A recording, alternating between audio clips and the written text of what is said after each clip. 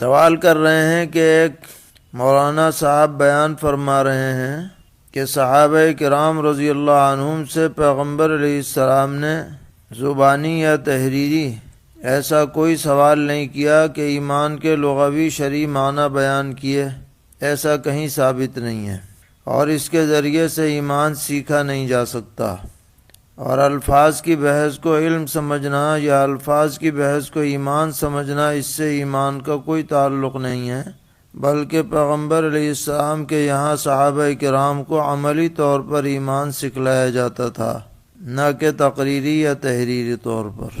تو اس طرح سے بیان کرنا کہاں تک صحیح ہے، اور کیا ایمان کی تعلیم کے لیے مدارس وغیرہ میں جو امتحانات کا سلسلہ جاری ہے زبانی یا تحریری، یہ شرعاً صحیح ہے یا نہیں؟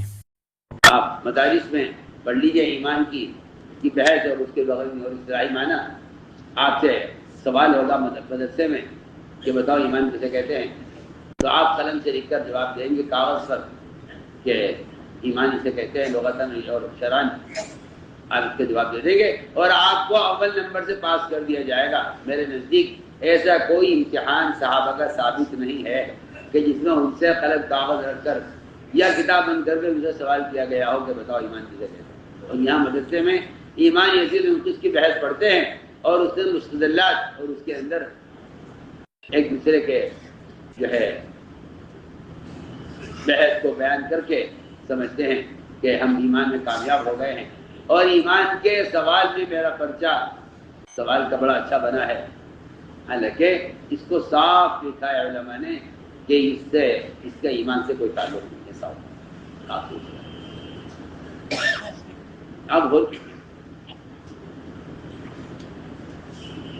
الفاظ کی بحث کو علم سمجھنا، الفاظ کی بحث کو اور الفاظ کے بیان کرنے کو ایمان سمجھنا، اس سے ایمان کا کوئی تعلق نہیں۔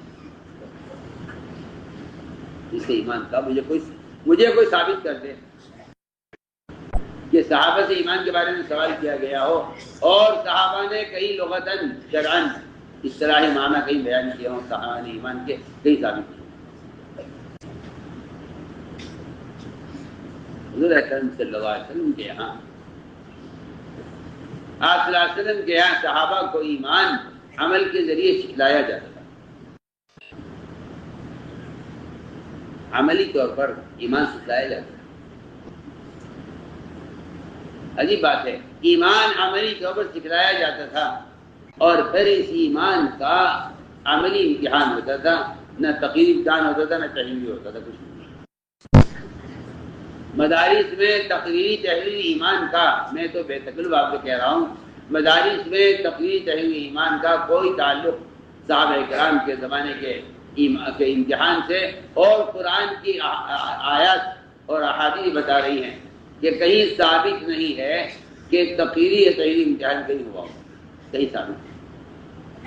میں آپ کو بہت ہی بنیادی بات کرتا ہوں، میں اور آپ ایمان کا تقریری جواب دے کر سمجھتے ہیں کہ ہم نے صحیح جواب دیا ہے اور یہ ہمارا ایمان ہے، حالانکہ ایمان کا تحریر سے، تقریر سے، الفاظ سے، بیان سے ایمان کا کوئی قطعاً دور کا بھی کوئی رشتہ نہیں ہے، کوئی تعلق نہیں۔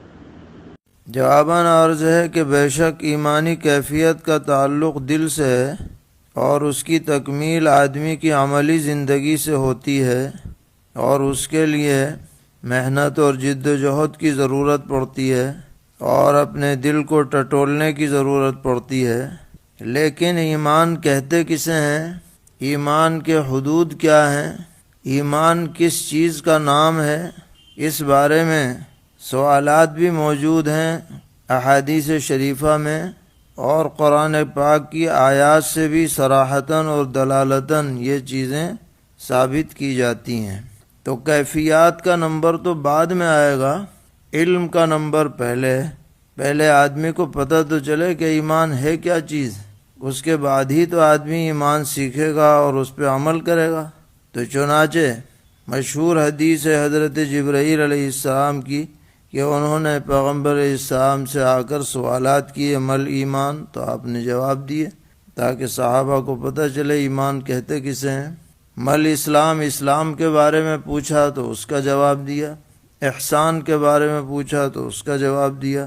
اور خود نبی اکرم علیہ الصلاۃ والسلام نے بعض مواقع پر صحابہ کرام رضی اللہ عنہم کو جانچنے کی کوشش فرمائی۔ ایک حدیث ہے جو دلائل النبوہ وغیرہ میں منقول ہے کہ آپ نے پوچھا صحابہ سے کہ اللہ کے مخلوق میں سب سے زیادہ تعجب خیز ایمان کس کا ہے؟ صحابہ نے عرض کیا کہ فرشتوں کا۔ حضور نے فرمایا کہ وہ ایمان کیوں نہیں لائیں گے، ان کے سامنے تو سب چیزیں موجود ہیں۔ تو صحابہ نے کہا تو نبیوں کا ہے، تو آپ نے اس پر بھی فرمایا کہ نبی پر تو وہی نازل ہوتی ہے، وہ ایمان کیوں نہ لائیں گے؟ تو صحابہ نے فرمایا کہ ہمارا ایمان سب سے تعجب والا ہے۔ تو حضور نے فرمایا تم کیوں ایمان نہیں لاؤ گے؟ تمہارے سامنے قرآن اتر رہا ہے، خود پیغمبر موجود ہیں۔ تو صحابہ نے عرض کیا کہ حضرت پھر آپ ہی بتلائیے۔ تو حضور نے فرمایا کہ جو میرے بعد لوگ آئیں گے مجھے دیکھے بغیر ایمان لائیں گے، ان کا ایمان تعجب خیز ہے۔ تو یہ سوال و جواب ہی تو ہو رہا ہے، یہی ایک طرح سے امتحان ہے۔ اور مدارس میں جو امتحانات کا سلسلہ ہے اس کے ثبوت کے لیے اس طرح کا حضور کا صحابہ سے سوال کرنا اتنی دلیل کافی ہے، اس کو غیر ثابت کیسے کہا جا سکتا ہے؟ اسی طرح صحیح حدیث بخاری شریف میں کئی جگہ موجود ہے۔ سیدنا حضرت عبداللہ ابن عمر رضی اللہ عنہما فرماتے ہیں کہ پیغمبر علیہ السلام نے ارشاد فرمایا کہ ان من الشجرۃ شجرا لا يسقط ورقها، کہ ایک درخت ہے کہ جس کے پتے نہیں ٹوٹتے، اور وہ مسلمان کی مثال ہے۔ فحدثونی ما ہی، بتاؤ وہ کون سا درخت؟ یہ سوال ہوا۔ سب صحابہ جو مجلس میں موجود ہیں ان سے پوچھا جا رہا ہے، گویا امتحان لیا جا رہا ہے۔ تو صحابہ مختلف درختوں کے بارے میں غور کرنے لگے کہ کون سا ہو سکتا ہے، جنگل میں جو درخت پائے جاتے ہیں۔ حضرت ابن عمر فرماتے ہیں کہ میں اگرچہ بچپن تھا میرا، میں چھوٹا تھا، لیکن میرے دل میں خیال آیا کہ یہ شاید حضور جس درخت کے بارے میں پوچھ رہے ہیں وہ کھجور کا درخت ہے، جو اپنی نافعیت میں، نفع بخش ہونے میں ایک مسلمان کی مثال بن سکتا ہے۔ لیکن شرم آئی کہ بڑے بڑے لوگ موجود ہیں، میں کیا جواب دوں؟ پھر صحابہ نے حضور ہی سے پوچھا کہ حضرت آپ ہی بتائیں، تو آپ نے بھی یہی کھجور کے درخت کے بارے میں بتلایا۔ تو اس طرح کے سوالات آپ فرماتے تھے، اور پھر کبھی صحابہ جواب دیتے تھے، کبھی آپ خود اس کا جواب مرحمت فرماتے تھے، تاکہ دین کی باتیں علم میں آئیں۔ اس کے بعد پھر کیفیات کا نمبر آتا ہے۔ ظاہر ہے کہ ایمان جتنا مضبوط ہوگا، دل میں یقین جتنا کامل ہوگا، اتنے ہی آدمی اعمال پر جمے گا اور اس پر عمل کرنے کی کوشش کرے گا۔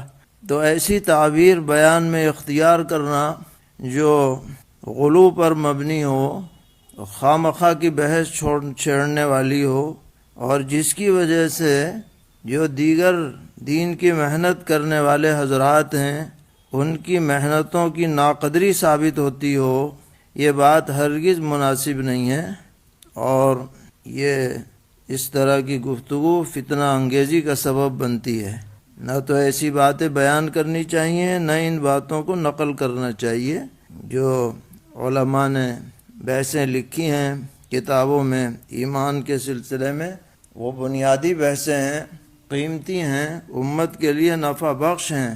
انہی کو سامنے رکھ کر کے تو پھر اگلی باتیں کہی جاتی ہیں کہ ان چیزوں پر ایمان لانا ہے اور ان کو اپنے دل کے اندر جمانا ہے۔ ان میں کوئی ٹکراؤ نہیں ہے، اور یہ کوئی بات بھی غیر ثابت نہیں ہے، اس کا ثبوت موجود ہے۔